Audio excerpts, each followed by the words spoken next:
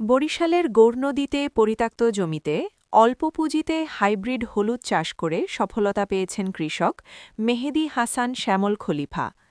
তার এই উদ্যোগ এলাকায় অন্যান্য কৃষকদেরও হলুদ চাষে আগ্রহী করে তুলেছে। শ্যামল খলিফা জানান, নরসিংদী থেকে আনা হাইব্রিড জাতের হলুদ ৩০ শতক জমিতে চাষ করে তিনি প্রায় ১০০ মণ ফলন পেয়েছেন। চাষাবাদ থেকে উত্তোলন পর্যন্ত তার মোট খরচ হয়েছে প্রায় ৪০,০০০ টাকা। বর্তমানে প্রতি কেজি কাঁচা হলুদ ৫০ টাকা দরে বিক্রি হচ্ছে। এতে সব খরচ বাদ দিয়ে প্রায় ১.৫ লাখ টাকা লাভের আশা করছেন তিনি। তিনি আরও বলেন, কৃষি অফিসের সহযোগিতা পেলে ভবিষ্যতে বড় পরিসরে হলুদ চাষ করতে চান এবং অন্য কৃষকদের মধ্যেও এ চাষ ছড়িয়ে দিতে আগ্রহী।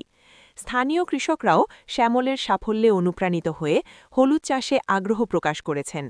উপজেলা কৃষি কর্মকর্তা মোহাম্মদ সেকেন্দার শেখ জানান, কৃষকদের প্রয়োজনীয় পরামর্শ ও সহযোগিতা দেওয়া হচ্ছে এবং আগ্রহীদেরও সহায়তা করা হবে।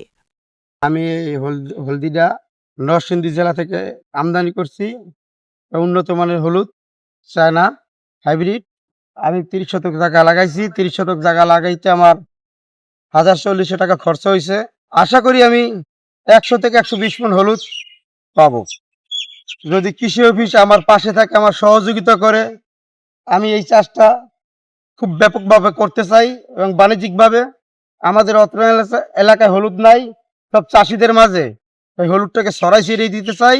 যদি কৃষি অফিসের মাধ্যমে, যদি কৃষি অফিস আমার পাশে থাকে, আমি এই অত্র এলাকায় প্রতিটা ধারে ধারে এই হলুদ চাষ পৌঁছে দিতে সক্ষম হব। আশা করি আমার ৪০,০০০ টাকা ইনভেস্টে আমার ১.৫ লক্ষ টাকা লাভ হবে আশা করি।